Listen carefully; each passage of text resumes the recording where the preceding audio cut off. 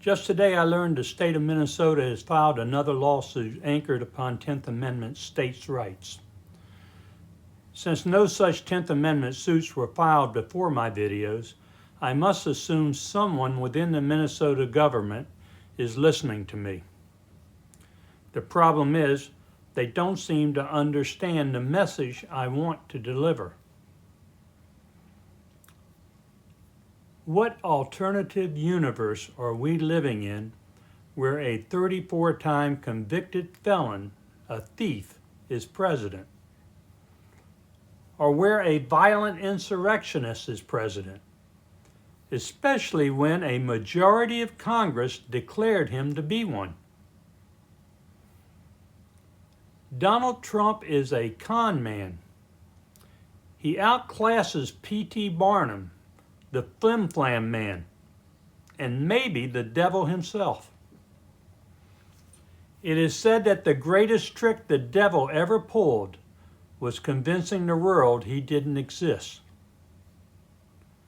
Trump has convinced some naive people he is the legitimate president in spite of the fact states have always had the power to ban felons from holding office. The power of the states to ban felons from office existed prior to the enactment of the Constitution, and by specific language in the 10th Amendment continues to be held by the states. Though this power has lain dormant for hundreds of years, it is like a sleeping giant now being awakened to enforce the rule of law. The 10th Amendment says that once a person is declared an insurrectionist by the majority vote of Congress, he cannot be president. The vote taken by the House and Senate was embedded within an impeachment action and is the appropriate legislation required by the 14th Amendment. So why does Minnesota not file a declaratory suit to have Trump declared disqualified pursuant to the 10th and 14th Amendment?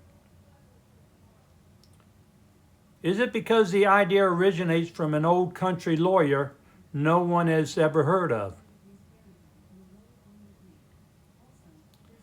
Baseball games are often won by the contribution of the man way out in left field. Is the reason Minnesotans fear that were the suit successful, chaos would ensue? Fiction often informs us how human nature responds when evil is defeated. Once Dorothy threw cold water on the Wicked Witch, her army of flying monkeys quickly relinquished the broom, her symbol of power. There is no reason to expect resistance from good, honest citizens of this country when presented with a judicial order upholding the rule of law and declaring Trump disqualified. Those who do resist have no banner to wave justifying their continuing to hold on to power, and will sooner or later have to be dealt with as the evil criminals they are.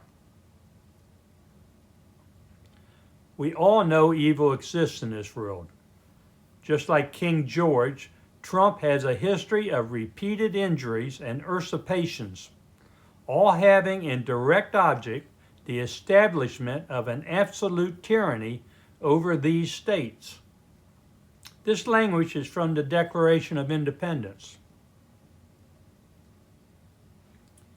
It may be of divine happenstance that Minnesotans are now engaged in an existential struggle of Renee Good versus evil.